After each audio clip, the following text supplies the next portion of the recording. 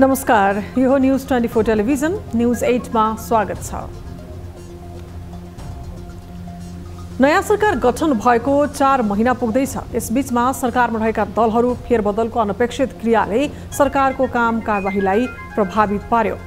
3 महिना बीचमा सरकारले 2वटा त साझा न्यूनतम कार्यक्रम सार्वजनिक पनि गरेको छ।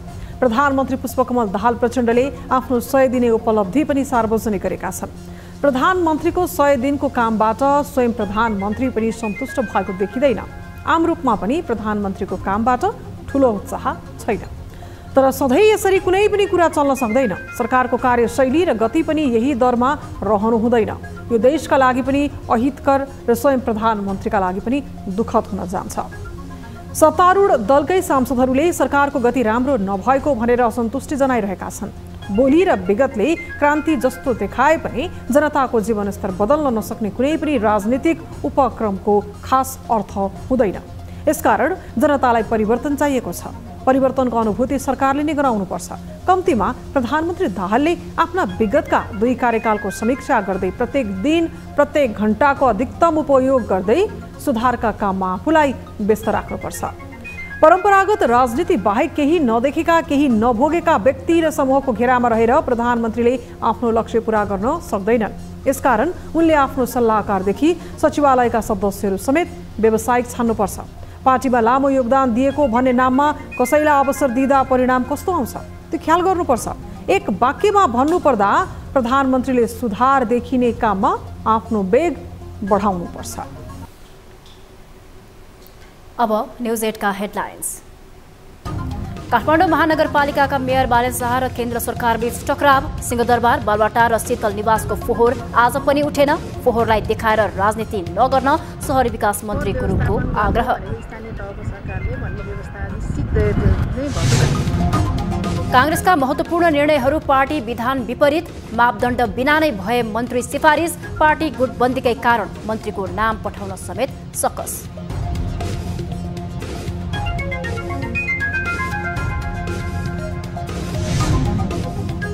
अव्यवस्थित शहरीकरणका कारण काठमाडौँ उपत्यकाको भौगोलिक बनोट जोखिमयुक्त बन्दै भूमिगत सतहको पानी अत्याधिक रूपमा निकालिँदा अधिक कन्क्रिटका संरचनाले पानी पुनर्भरणमा समस्या। हामीले सुरुदेखि नै बुझिराखेको कुरा। शहीद स्मारक ए डिभिजन लिग फुटबलमा नेपाल पुलिस क्लबको पहिलो जित। फ्रेन्ड्स क्लब 3-1 को गोल अन्तरले पराजित। एपीएफ र चर्च बोयजको बराबरी।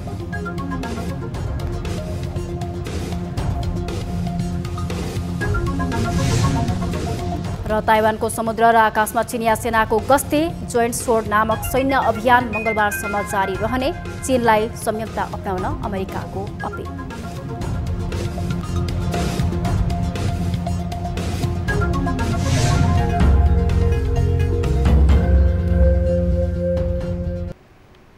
हामी निरन्तर न्यूजमा छौं।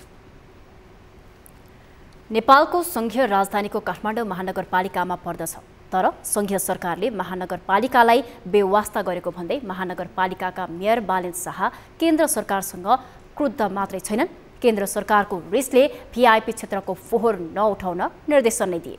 सिंहदरबार, राष्ट्रपति भवन, शीतल निवास र प्रधानमन्त्रीको सरकारी निवास बालुवाटारको फोहोर नउठेपछि आलोचना भइरहँदा मेयर शाहले सामाजिक सञ्जालबाटै आफूले फोहोर नउठाउनुको पछाडिका कारणसहित 14 बुँदे स्पष्टीकरण दिएका छन्। एक रिपोर्ट। केही दिन अघि मात्रै नेपाल टेलिकमले भत्काएको सडक लामो समयसम्म पुनर्निर्माण नगरी महानगरको सुन्दरता बिगारेको भन्दै वीरगञ्ज महानगरपालिकाले टेलिकम क्षेत्रीय कार्यालय वीरगञ्ज परिसरमा फोहोर लगेर थुपारिदिएको थियो।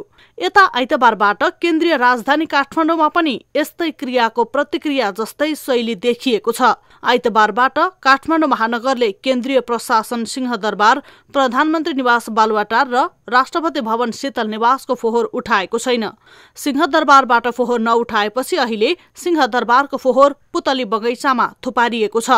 भिआइपी क्षेत्रमा फोहोर नउठेपछि राजनैतिक वृत्तमा काठमाडौँ महानगरपालिकाका मेयर बालेन शाहको आलोचना भइरहेको छ। केन्द्र सरकार प्रति प्रतिशोध साध्दै मेयर शाहले फोहोर नउठाउन निर्देशन दिएपछि काठमाडौँ महानगर र केन्द्र सरकार बीच द्वन्द्व बढेको छ। शनिबार सामाजिक सञ्जालबाटै नेताहरूप्रति आक्रोश पोखेका शाहले सिंहदरबारका नेताहरूलाई सिसडोलमा डम्पिङ गर्नुपर्ने बताएका थिए। उनको यो अभिव्यक्तिपछि राजनैतिक दलका नेताहरूले विरोध जनाए।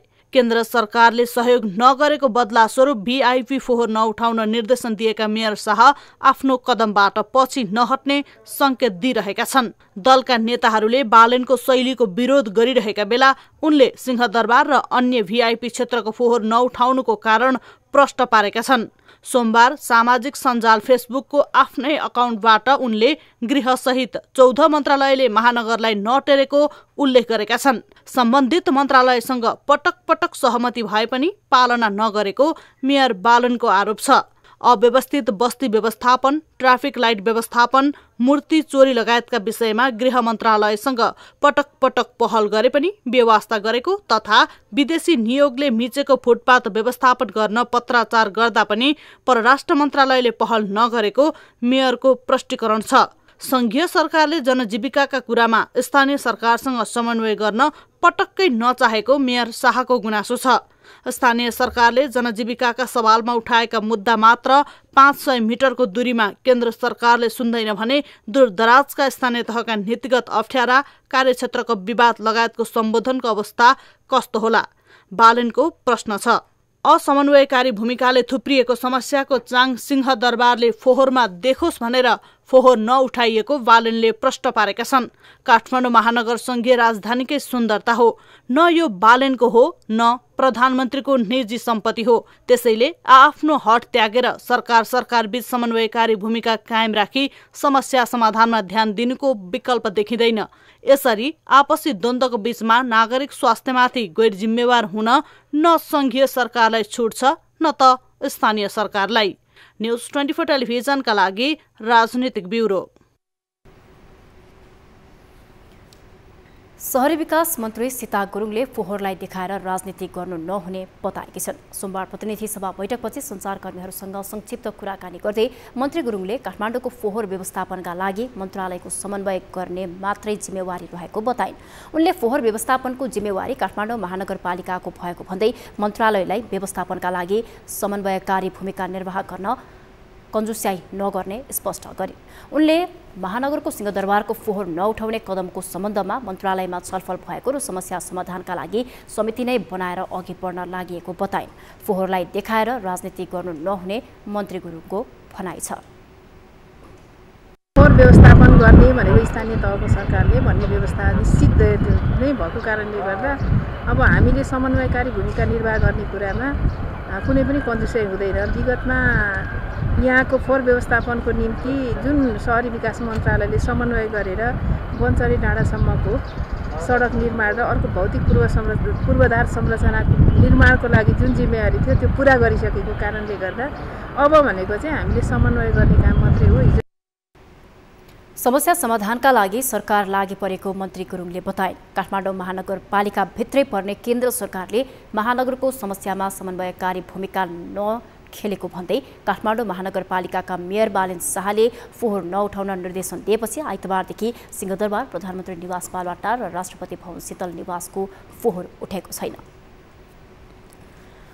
संघ र प्रदेशको निर्वाचनपछि पुस 10 गते नेकपा एमाले माओवादी केन्द्र सहितको गठबन्धन भत्किएपछि माओवादी काङ्ग्रेस सहितको गठबन्धन बन्यो। राष्ट्रपति निर्वाचनका सन्दर्भमा बनेको नयाँ गठबन्धन सरकारमा सहभागी हुँदा एमाले प्रतिपक्षी दल बनेको अवस्था छ। आगामी वैशाख 10 गते 3 क्षेत्रको उपनिर्वाचन हुँदै गर्दा प्रधानमन्त्री प्रचण्डले दोस्रो पटक विश्वासको मत लिँदा बनेको 10 दलीय गठबन्धनभित्र अर्को गठबन्धन बनेको छ भने सरकारका यही गठबन्धनभित्र पनि 4 दलको छुट्टै गठबन्धन बनेको छ। एक रिपोर्ट। स्थानीय तह तथा संघ र प्रदेशको निर्वाचनमा बनेको चुनावी गठबन्धन पुस 10 मा भत्किएर नेकपा एमाले र माओवादी सहितको नयाँ गठबन्धन बनेको थियो। सरकार सञ्चालनका लागि बनेको यो गठबन्धन भने 2 महिनापछि फागुन 12 गते भत्कियो। प्रधानमन्त्री बन्न बालकोटमा बनाएको गठबन्धन भत्काएर माओवादी अध्यक्ष समेत रहेका प्रधानमन्त्री प्रचण्डले काङ्ग्रेस सहितका दलहरूको नयाँ गठबन्धन बनाए।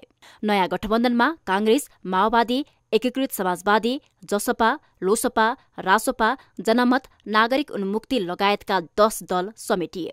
प्रधानमन्त्री प्रचण्डले सत्ता समीकरण बदलिएपछि कांग्रेस, नेकपा एस, जसपा, लोसपा, नागरिक उन्मुक्ति लगायतका दलहरूलाई समेटेर मन्त्री परिषद पुनर्गठन गरे।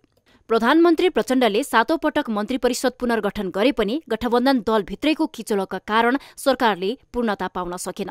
यही बीचमा प्रतिनिधि सभामा रिक्त रहेको 3 स्थानमा आगामी वैशाख 10 गते उपनिर्वाचन हुँदै गर्दा सत्ता गठबन्धनभित्र अर्को गठबन्धन बनेको छ। 10 दलीय सत्ता गठबन्धनभित्र कांग्रेस, माओवादी, नेकपा एस, जसपा र लोसपाको छुट्टै गठबन्धन बनेको छ। उपनिर्वाचन हुन लागेको 3 क्षेत्र मध्ये चितवन 2 र तनहु 1 मा कांग्रेस र बारा 2 मा जसपाको उम्मेद्वारलाई 5 दलले समर्थन जनाएका छन्। सत्ता गठबन्धनभित्रका अन्य दलहरूले भने 3वटै क्षेत्रको उपनिर्वाचनमा छुट्टा छुट्टै उम्मेद्वार खडा गरेका छन्। उपनिर्वाचनका सन्दर्भमा मात्र नभई सरकारको साझा नीति तथा कार्यक्रममा पनि यिनै 5 दलको मात्रै सहमति जुट्यो।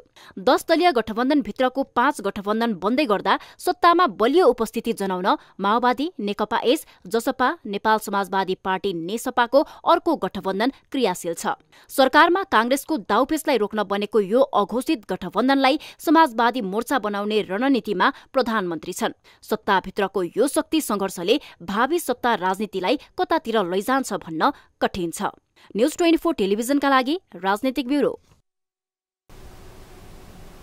हामी निरन्तर न्यूजमा छौं। नेपाली कांग्रेसले आफूलाई सिद्धान्त लोकतान्त्रिक पार्टी मान्ने गरेको छ। कांग्रेस जनहरूले आफ्नो पार्टी विधि र विधान अनुसार चल्ने दाबी पनि गर्छन्, तर व्यवहार त पछिल्लो राजनीतिका महत्त्वपूर्ण निर्णयहरू विधान विपरीत हुने गरेका छन्। विधानमा सरकारमा जाने मन्त्रीहरूको मापदण्ड तयार गर्ने, सोही आधारमा मन्त्रीको छनौट गर्ने भनेर उल्लेख छ। तर अहिलेसम्म मापदण्ड बिना नै मन्त्री सिफारिस गर्ने गरिएको छ। मापदण्ड नहुँदा आफूले पाएको 8वटा मन्त्रालयमा मन्त्रीको नाम पठाउन समेत कांग्रेसलाई सकस भइरहेको छ। एक रिपोर्ट। नेपाली कांग्रेसको विधानको धारा 22 को 11 मा पार्टी सरकारमा सहभागी हुने वा नहुने वा कसैलाई समर्थन गर्ने वा नगर्ने सम्बन्धमा नीतिगत निर्णय गर्ने र सरकारमा सहभागी हुने अवस्थामा सरकारमा जाने मन्त्रीहरूको मापदण्ड तयार गर्ने स्पष्ट उल्लेख गरेको छ। विधानको यो व्यवस्थाले मन्त्रीहरू बनाउँदा मापदण्ड बनाउने र सोही मापदण्डको आधारमा टुङ्गो लगाउने स्पष्ट व्यवस्था छ।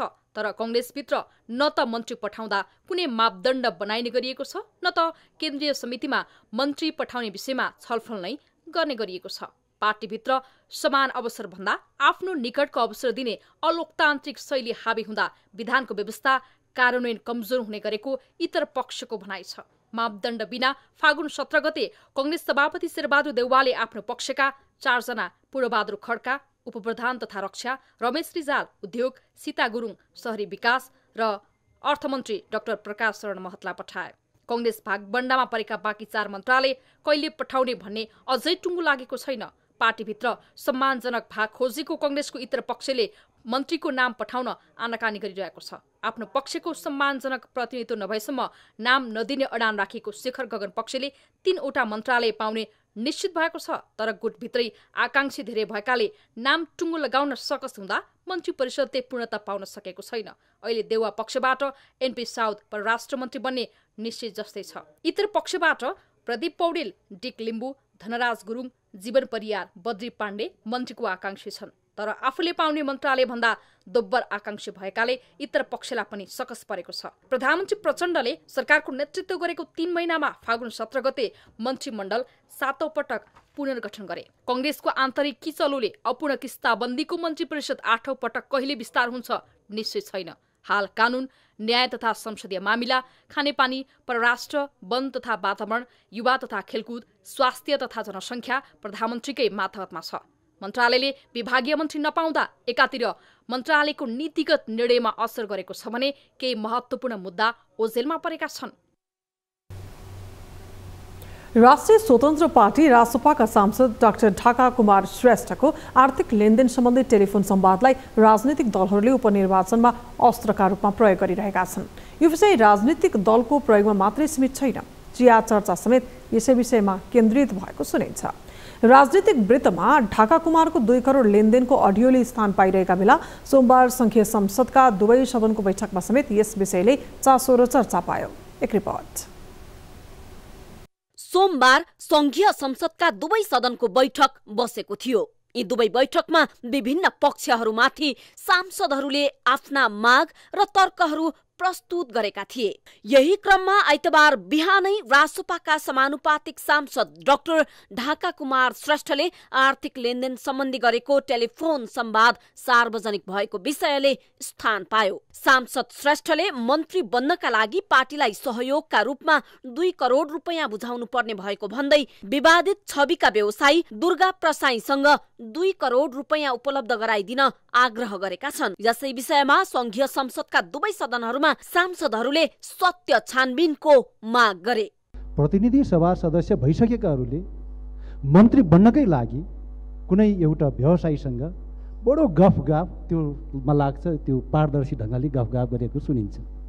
यो भन्दा लज्जाबोध के हुन सक्छ सभामुख महोदय? अनि सुन्छु म यहीँ दुधको साँची बिरालो बसेको नि यहीँ सुन्दैछु म। यो भन्दा विडम्बना के हुन सक्छ सभामुख महोदय? व्यस्तै बैठकमा नेपाल मजदुर किसान पार्टीका सांसद प्रेम सुवालले वर्तमान गठबन्धनको सरकारले सिंहदरबारलाई भ्रष्टाचारको अखडा बनाउन खोजेको आरोप लगाए भने नेकपा एमालेका सांसद ऋषिकेश पोखरेलले स्वास्थ्य मन्त्रीको भाउ 2 करोड रुपैयाँ पुगेछ भन्दै व्यङ्ग्य गरे।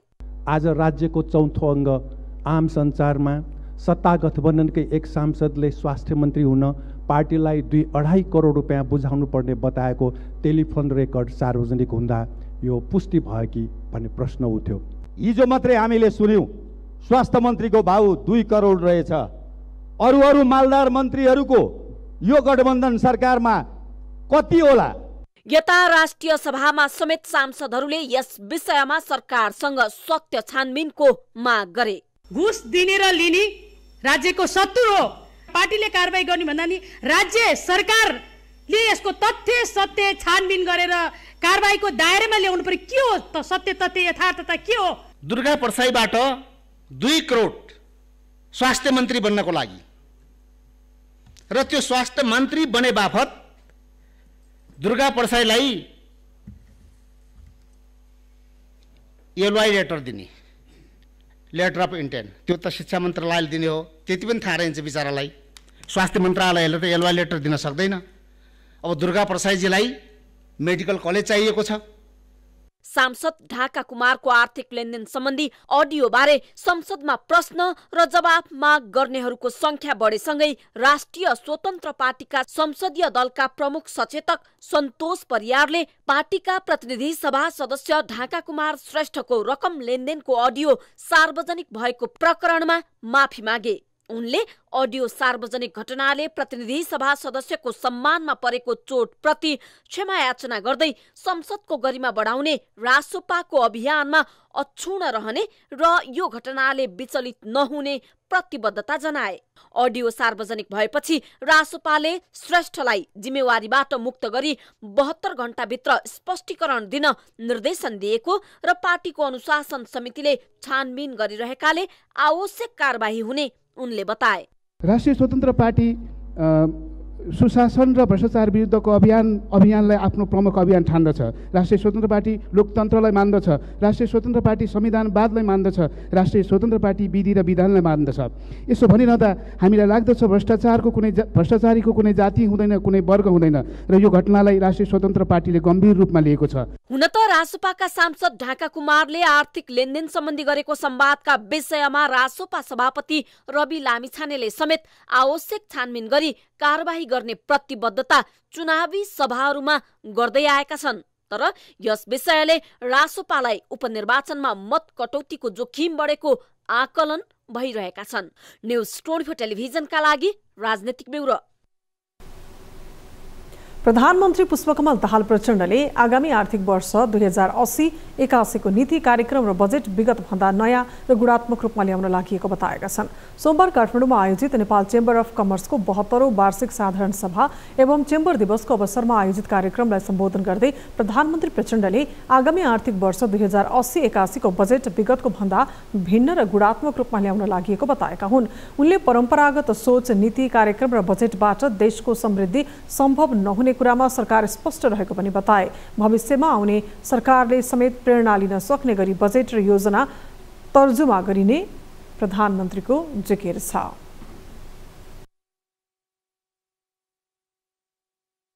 परम्परागत सोच, नीति कार्यक्रम र बजेटबाट देशको समृद्धि सम्भव छैन भन्ने कुरामा सरकार स्पष्ट भएको छ। सरकारले यसपटक विगतभन्दा भिन्न, विगतभन्दा नयाँ, विगतभन्दा गुणात्मक केही नीति कार्यक्रम र योजनाहरू अगाडि बढाउने गृह कार्य गरिरहेको छ। प्रधानमन्त्री प्रचण्डले आफूले सरकारको नेतृत्व गरेको 100 दिनमा अर्थतन्त्रका सूचकहरू सकारात्मक देखिएको समेत दावी गरे। उनले देशको अर्थतन्त्रमा धेरै सङ्कट नरहेको तर सुधारमा विशेष ध्यान दिनुपर्ने अवस्था आएको बताए। अहिले 10 महिनालाई पुग्ने विदेशी मुद्राको सञ्चित रहेको उल्लेख गर्दै यसलाई सकारात्मक र उत्साहप्रदक स्थितिको रूपमा लिनुपर्ने प्रधानमन्त्रीको भनाइ छ। न्युजहरू अझै बाँकी छन्, अब पालो ब्रेकको।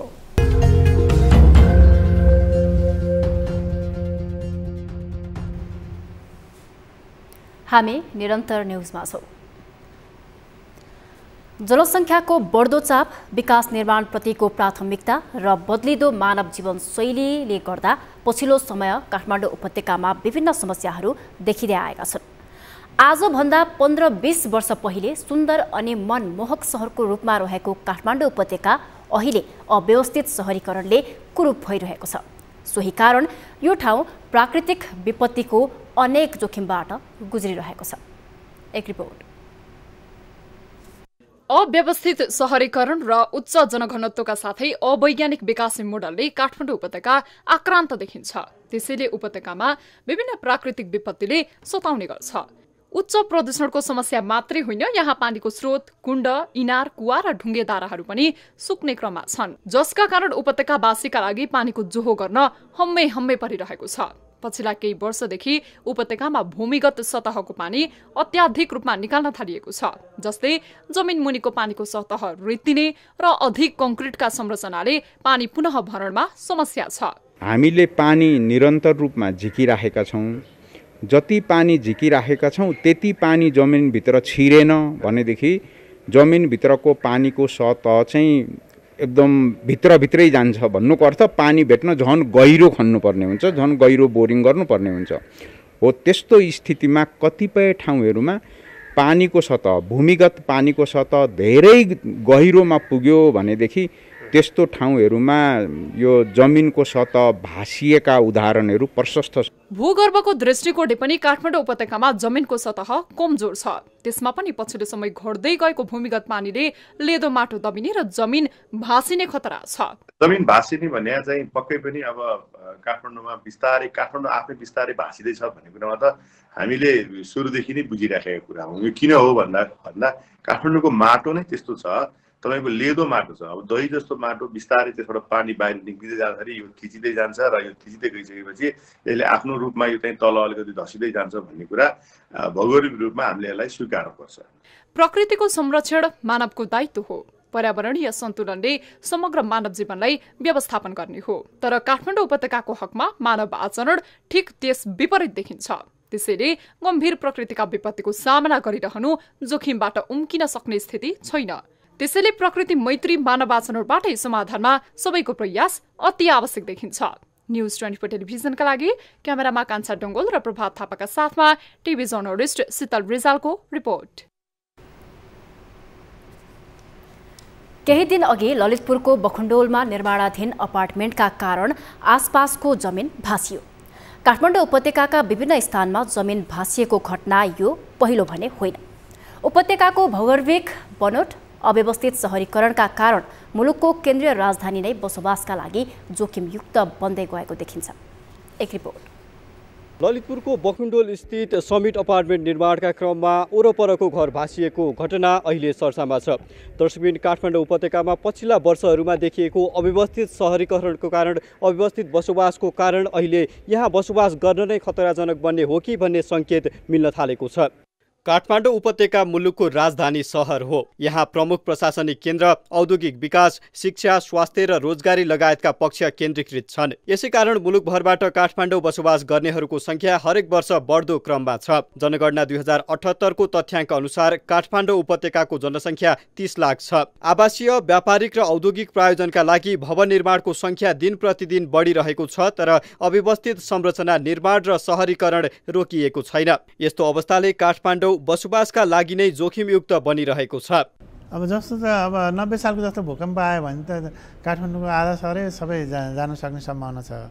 अब यसको लागि के हुनु पर्थ्यो त भन्दाखेरि अब यो बदलिँदो अन्तर्राष्ट्रिय परिवेश अनुसार चाहिँ नेपाल सरकारले चाहिँ मल्टी मोडल ट्रान्सपोर्ट सिस्टममा जानु पर्थ्यो। भारतले अत्याधिक पूर्वाधारमा खर्च गरिरहेछ, हाइवे र रेलवे लाइनमादेखि लिएर पोर्टको विकास गर्नलाई।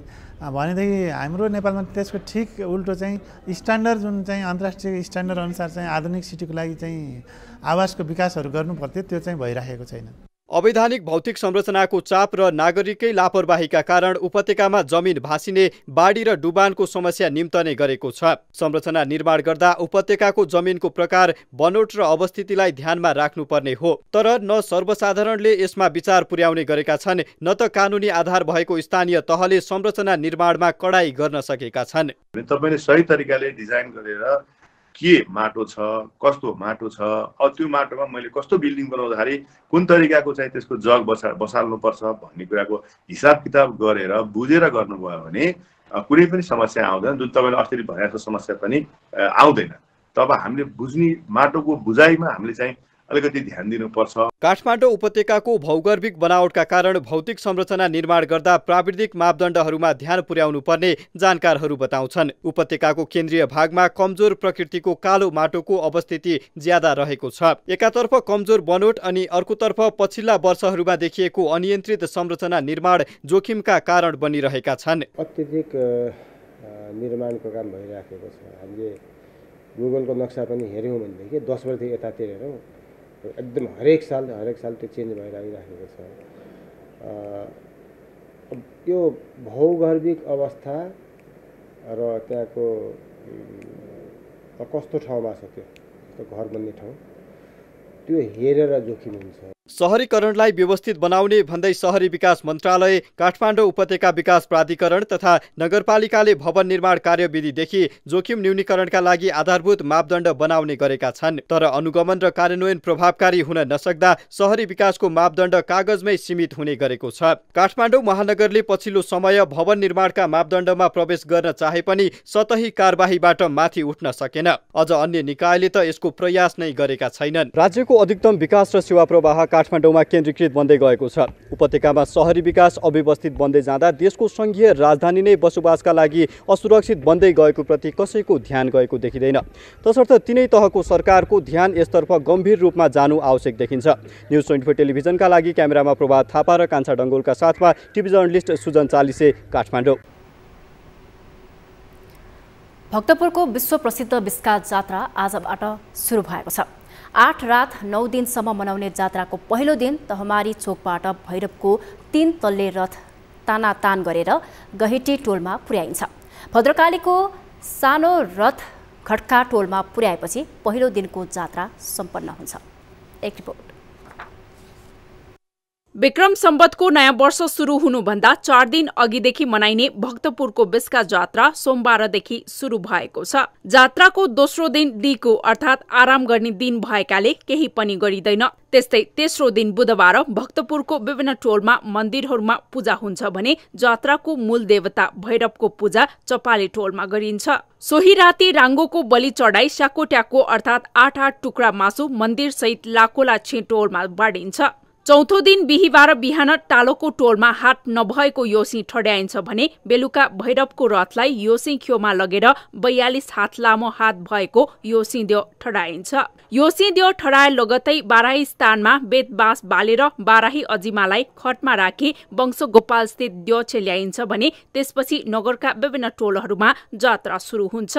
किराँतीहरूलाई पराजित गरेर लिच्छवीहरूले चलाएको जात्राको रूपमा जुन 2 दिन मनाउने जात्रा हो, तत्कालीन समयमा यो जात्रा त्यसरी सुरु भएको मानिन्छ र त्यसपछि आएर यसलाई मल्ल राजाहरूले यसमा विभिन्न परिमार्जन गर्दाखेरि यो जात्रामा चाहिँ भैरव भद्रकालीका रथहरू जोड्नेदेखि लिएर ब्रह्मायणी माहेश्वरी, त्यसपछि आएर चाहिँ महाकाली महालक्ष्मी र बुल्चा भैरव, जेठा गणेश, बाराही इन्द्रायणी जस्ता अष्टमातृका देवीहरूलाई पनि सम्मानित गरेर यो जात्रा अहिले 8 रात 9 दिनसम्म चल्छ।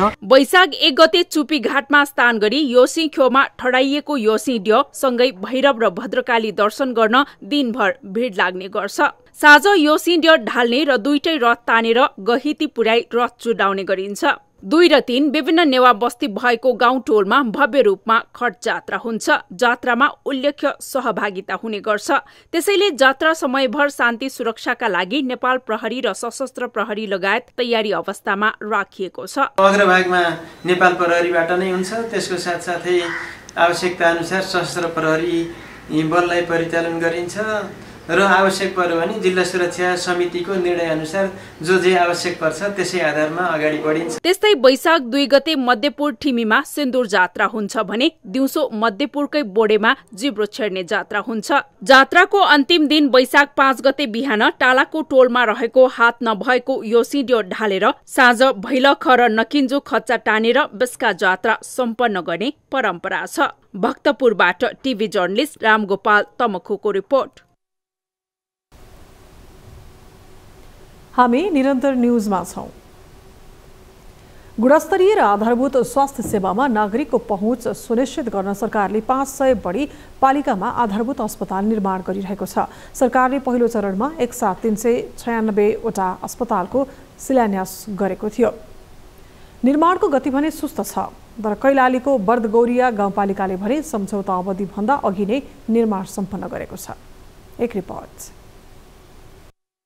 नेपालमा कुनै पनि विकासका योजना समयमा निर्माण सम्पन्न हुँदैनन्, तर कैलालीको बर्दगोरिया गाउँपालिकाले 1500 अस्पताल निर्माणको काम समय अवधिभन्दा अघि नै सम्पन्न गरेको छ। आधारभूत अस्पताल निर्माणको सम्झौता गरेका कतिपय पालिकाले भने काम नै सुरु गरेका छैनन्। सम्झौता समय अघि नै निर्माण सम्पन्न गरेको बर्दगोरियाको अस्पताल भवनबाट सेवा सञ्चालनको तयारी थालिएको छ।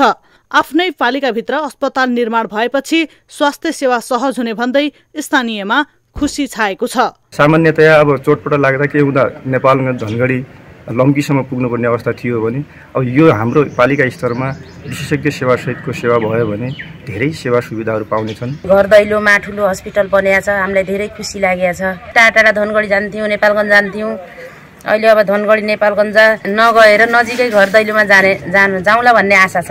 13 करोड 83,18,286 रुपैयाँको लागतमा 1500 अस्पताल भवन निर्माणको ठेक्का लुम्बिनी थोदुङ शिव खिम्ती जेभीले पाएको थियो। 2080 असार 20 गते सम्पन्न गर्ने गरी 2078 असार 20 मा सम्झौता भएको थियो। निर्माण कम्पनीले सम्झौता अवधिभन्दा 4 महिना अघि नै काम सम्पन्न गरेको हो। सोही भवनबाट आगामी वैशाखदेखि नागरिकलाई 24 घण्टा सेवा प्रवाह गर्ने गरी अस्पताल सञ्चालन गर्ने गाउँपालिकाको योजना छ। जनशक्तिको लागि भ्याकेन्सी निकालेका छौँ, खोलेका छौँ र ती जनशक्तिहरू पदपूर्ति भइसकेपछि हामीले 24 घण्टे पूर्ण रूपमा अस्पताल सञ्चालन गर्नेछौँ।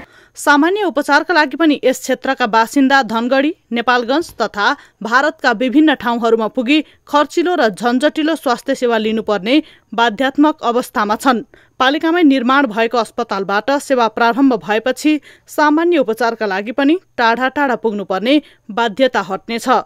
जनतालाई दिन सक्ने सेवाहरू हामीले छिटोभन्दा छिटो यहीँबाट चाहिँ त्यो सेवा प्रदान गर्नुपर्छ।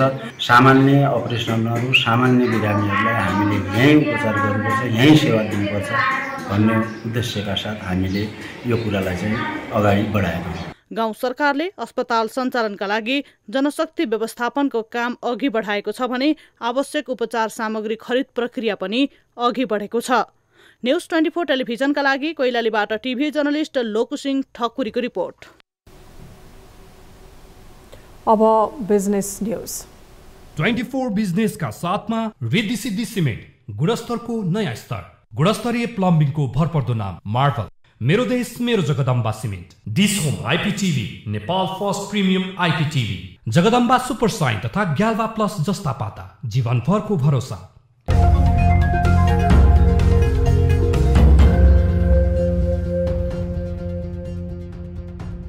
नेपाल राष्ट्र बैंकका गभर्नर महाप्रसाद अधिकारीले निर्माण व्यवसायीहरूको भुक्तानी रोकिँदा धेरै क्षेत्रमा नकारात्मक असर परेको बताउनु भएको छ। सोमबार नेपाल निर्माण व्यवसायी महासंघका प्रतिनिधिहरूसँगको भेटमा गभर्नर अधिकारीले निर्माण व्यवसायीहरूलाई भुक्तानी दिँदा तत्काल सरकारी कोष नै बलियो हुने धारणा राखेका थिए। महासंघले उपलब्ध गराएको निर्माण उद्योगसँग सम्बन्धित बैंकिङ क्षेत्रको समस्याका बारे राष्ट्र बैंकले गहन अध्ययन गरी जायज माग सम्बोधन गरिने प्रतिबद्धता गभर्नर अधिकारीले व्यक्त गरेका छन्। महासंघ अध्यक्ष रवि सिंहले व्यवसायीहरूको ठूलो रकम राज्यले निकासा नगर्दा सप्लाई चेनमै गम्भीर समस्या आएको जानकारी गराउँदै निर्माण व्यवसायीहरूको समस्या समाधानका लागि बैंकहरू लचिलो नभए समस्या अझ विकराल हुन सक्ने बताए।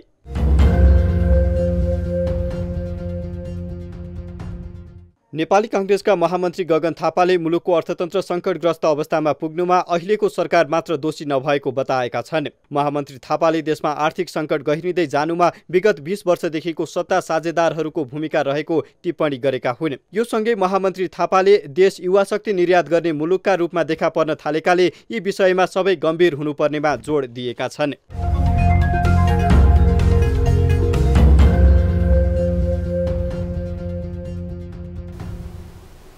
न्युजहरू अझै बाँकी छन्, अब पालो ब्रेकको।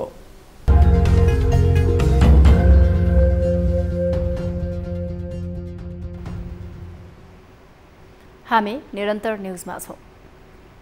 अब स्पोर्ट्स न्युज।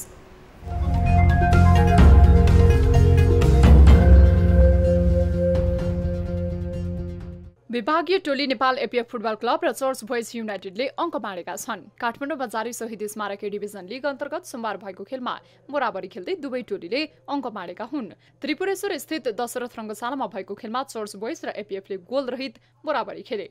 यस बराबरीसँगै चर्च बोइजले 7 खेलमा 13 अङ्क जोडेको छ, एपीएफले 7 खेलमा 11 अङ्क जोडेको छ। यस्तै सोमबार नै भएको अर्को खेलमा विभागीय टोली नेपाल पुलिस क्लबले शहीद स्मारक ए डिभिजन लिग फुटबलमा पहिलो जित निकालेको छ। साधोबाटो स्थित एन्फा कम्प्लेक्समा भएको खेलमा फ्रेन्ड्स क्लबलाई 3-1 गोल अन्तरले हराउँदै पुलिसले पहिलो जित निकालेको हो। पुलिसले 7औं चरणमा आएर पहिलो जित निकालेको हो। जितसँगै पुलिसले 7 खेलमा 4 अङ्क जोडेको छ। पुलिस 13औं स्थानमा उक्लिएको छ। फ्रेन्ड्सले पनि 7 खेलमा 4 अङ्क जोडेको छ। फ्रेन्ड्स भने पुछारमा रहेको छ। हामी निरन्तर न्युजमा छौँ। अब वेदर अपडेट।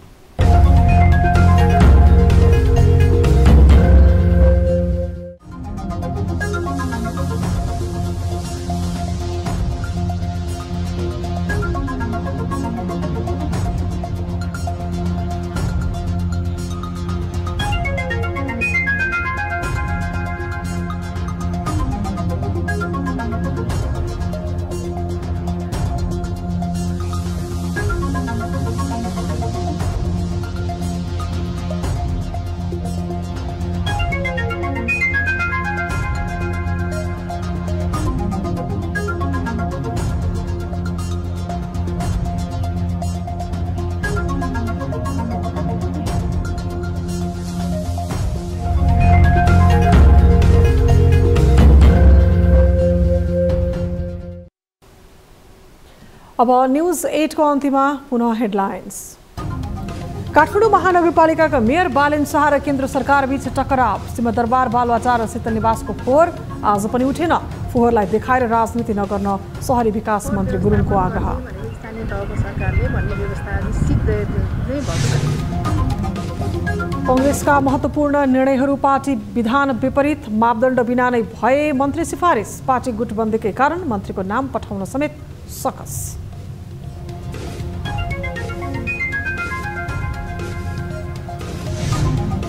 अव्यवस्थित शहरीकरणका कारण काठमाडौँ उपत्यकाको भौगोलिक बनोट जोखिमयुक्त बन्दै भूमिगत सतहको पानी अत्यधिक रूपमा निकालिँदा अधिक कङ्क्रिटका संरचनाले पानी पुनर्भरणमा समस्या। हामीले सुरुदेखि नै बुझिराखेको कुरा। शहीद स्मारक ए डिभिजन लिग फुटबलमा नेपाल पुलिस क्लबको पहिलो जित। फ्रेन्ड्स क्लब 3-1 को गोल अन्तरले पराजित। एपीएफ र चर्च बोइजको बराबरी।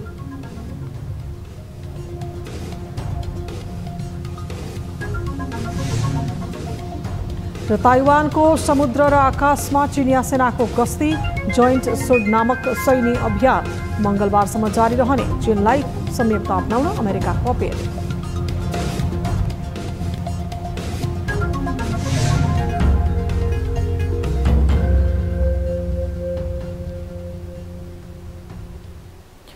न्युज 8 अहिलेलाई यति नै। जाँदा जाँदै ताली र गालीका लागि हामीले सोधेको प्रश्न। राष्ट्रपति रामचन्द्र पौडेलले राज्य मन्त्री स्तरका 5 सल्लाहकार स्वकीय सचिव नियुक्त गरिसकेका छन्। सल्लाह खासै आवश्यक नपर्ने राष्ट्रपतिका लागि सल्लाहकारको फौज निर्माण गरिनु शोभनीय हो भन्नेले तालीमा र होइन भन्नेले गालीमा हाम्रो पात्रको एप्लिकेसनमा गएर भोट गर्न सक्नुहुनेछ।